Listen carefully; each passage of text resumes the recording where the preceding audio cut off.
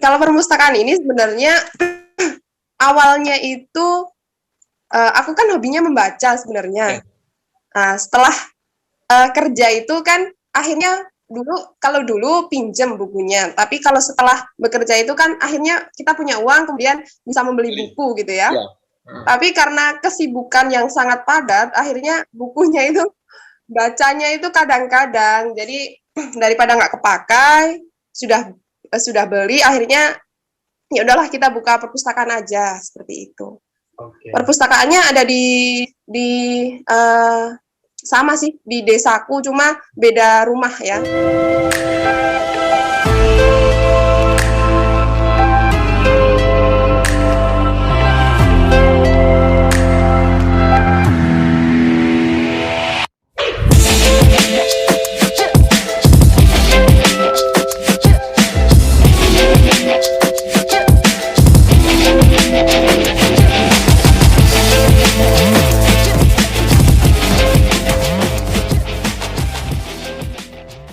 Ya. Kalau beda RT lah seperti itu. Jadi memang ada perpustakaan nyatanya. Kalau di Instagram itu hanya kita untuk nge-share buku apa aja sih yang ada seperti itu. Oke. Dan juga untuk apa namanya anak-anak sini itu kan anak-anak desa itu kan banyak banget yang usia SD.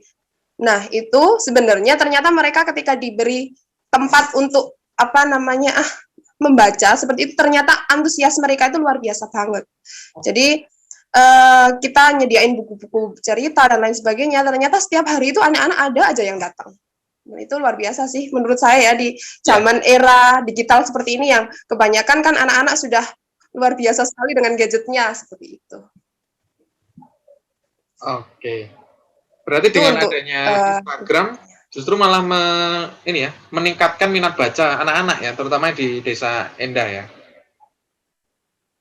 kalau Instagram itu kan yuk lebih orang luar desa itu lebih pada tahu ya. Jadi Ya. banyak juga yang datang dari luar desa kemudian datang ke sini untuk membaca atau untuk pinjam buku seperti itu. Jadi Oh, kita menyediakan buku boleh dipinjam lah, yang penting dibaca dan apa namanya dijaga ya. oke. Nah, untuk koleksinya sendiri sekarang sudah berapa koleksi buku yang ada di Perpustakaan Endah? Berapa ya? Nggak pernah ngitung berapa ya. Iya. Mungkin sekitar 400-500 ya. Wah, itu Karena banyak ini dari sekali. koleksi pribadi ya, bukan Itu termasuk ya kita banyak ya? berdua hmm? Itu sebenarnya cukup banyak untuk karena Endah ini kan bukan sebuah organisasi atau institusi, tapi Endah kan pribadi ya. Ini secara pribadi membuat sebuah perpustakaan kan. Iya.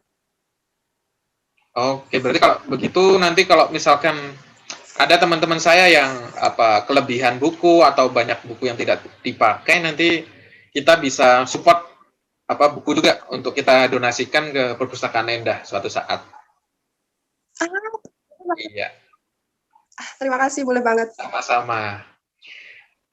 Oke, Endah, itu tadi bimbel sudah. Jadi bimbel itu atas untuk istilahnya mencari sebenarnya ada nilai tambah ekonomi ya, niat awalnya ya. Tapi lama kelamaan menjadi sebuah mungkin Iya.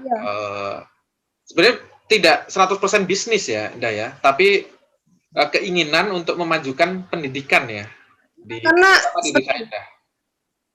iya.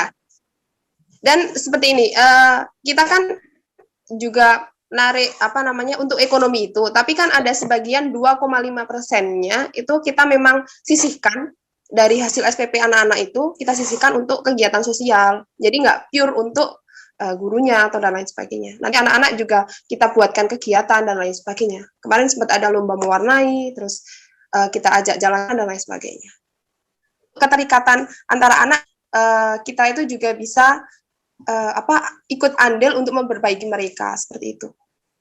Oke, jadi sangat Islami sekali ya, karena menerapkan zakat 2,5% untuk orang yang membutuhkan ataupun untuk kegiatan lain selain kegiatan yang ada di bimbel. Nah, selain yang tadi tadi bimbel udah dibahas, kemudian perpustakaan sudah, terkait kegiatan lain seperti mendesain dan mungkin ini ya di kepemudaan. Nah, silakan.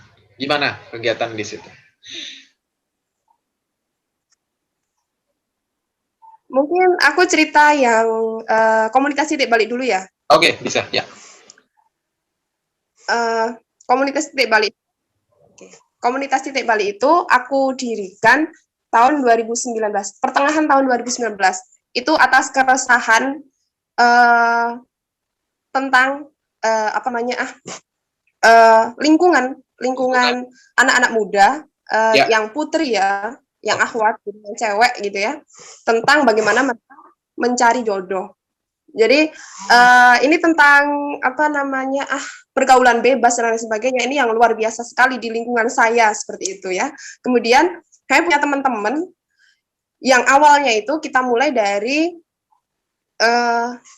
kita itu punya program yang pertama yang harian itu namanya ODOJ, One Day One Jus. Jadi setiap hari kita laporan di grup itu ngaji setiap hari 1 jus. Kemudian yang kedua itu kita punya kegiatan mingguan yang namanya itu ngaji kiroati. Jadi kita itu benar-benar ngaji, belajar membaca Al-Quran dari jilid pertama, dari abatasa, mahrujul hurufnya bagaimana, cara membacanya bagaimana, dan lain sebagainya. Sampai nanti benar-benar bisa membaca Al-Quran dengan baik dan benar, dan bisa bersuara merdu gitu ya. Ya. Kemudian program yang ketiga itu tentang pranikah ya, kegiatan kajian yang membahas tentang bagaimana para akhwat ini yang ingin mencari jodoh tapi dengan yang sesuai syariat seperti itu.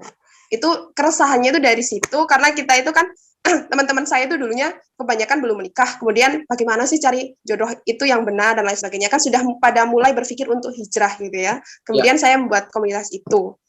Kemudian berkembang lagi nih setelah apa namanya yang akhwat-akhwat ini sudah berjalan, kemudian saya juga punya teman-teman lingkungan yang ibu-ibu itu. Jadi setelah pranikah ini jalan yang untuk akhwat-akhwat, kemudian saya juga membuat kajian namanya pasca nikah. Pasca nikah itu untuk ibu-ibu yang sudah menikah, dan juga kajian parenting. Parenting itu kan penting banget ya, bagaimana kita harus mendidik anaknya itu dengan benar, karena anak itu kan titipan Allah gitu ya, yang harus benar-benar kita jaga dan lain sebagainya.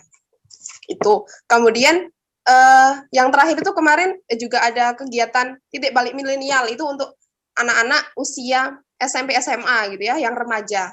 Kemudian ada juga yang anak-anak apa namanya yang untuk titik balik milenial, tapi ini semuanya akhwat, dari yang anak-anak milenial terus akhwat sampai ibu-ibu, itu semuanya akhwat, semuanya cewek gitu ya. Ya. Kemudian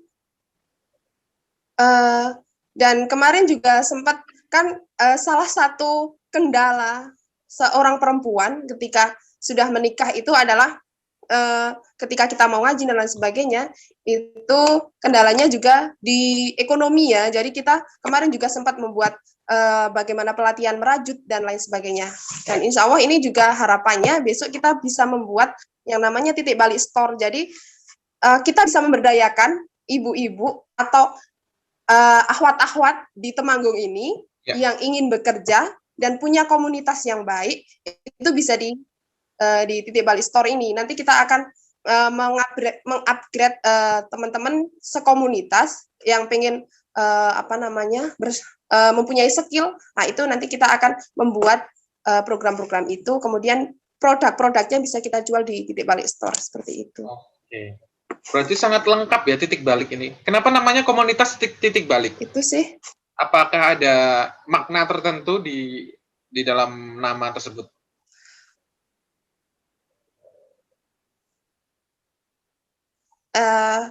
Ini kan titik balik itu sebenarnya karena kita itu ingin dari dulunya yang baik, kemudian ingin kembali ke titik awal untuk menjadi yang lebih baik. Kan kalau kita saat lahir itu kan Allah sudah kayak kita itu di kertas putih gitu ya, ketika perjalanan hidup kita itu kan ada coretan-coretan yang macam-macam ya, tapi ketika kita berhijrah itu, maka kita akan kembali ke titik awalnya lagi gitu. Itu sih sebenarnya.